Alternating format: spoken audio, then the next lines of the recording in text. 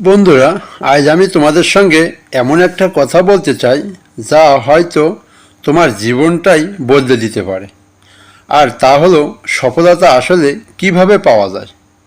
আমরা সবাই সফল হতে চাই, কেউ পড়াশোনায়, কেউ ব্যবসায়, কেউ জীবনের লক্ষ্য নিয়ে, কিন্তু সবাই একটা সাধারণ ভুল করি।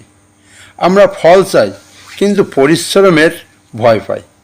সফলতা মানে রাতারাতি বড় হয়ে যাওয়া নয়, বরং প্রতিদিন ছোট ছোট পদক্ষেপ নেওয়া।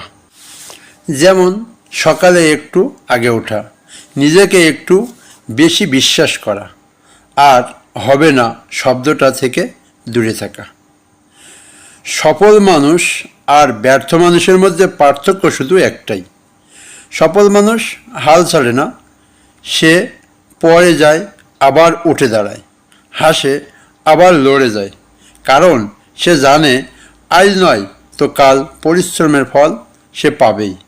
তুমি যদি আজ ব্যর্থ হও তাতে কিছু আসে যায় না, কিন্তু তুমি যদি চেষ্টা বন্ধ করে দাও তাহলে খেলা শেষ। মনে রেখো, সফলতার সবচেয়ে বড় রহস্য হলো নিয়মিত চেষ্টা, দ্বিতীয় হলো নিজেকে বিশ্বাস করা, তৃতীয় হলো সময় নষ্ট না করা। প্রতিদিন 1 ঘন্টা যদি নিজের স্বপ্নের দিকে কাজ করো, বছর শেষে তুমি বদলে যাবে, এটা নিশ্চয়ই সত্যি। আর একটা কথা মনে রাখো, অন্যকে হারানো নয়, নিজেকে প্রতিদিন একটু একটু করে জয় করাই আসল সফলতা।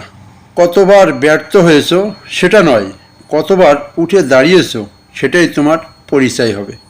সফলতা কোনো একদিনের গল্প নয়, এটা প্রতিদিনের পরিশ্রম, ধৈর্য আর আত্মবিশ্বাসের ফল।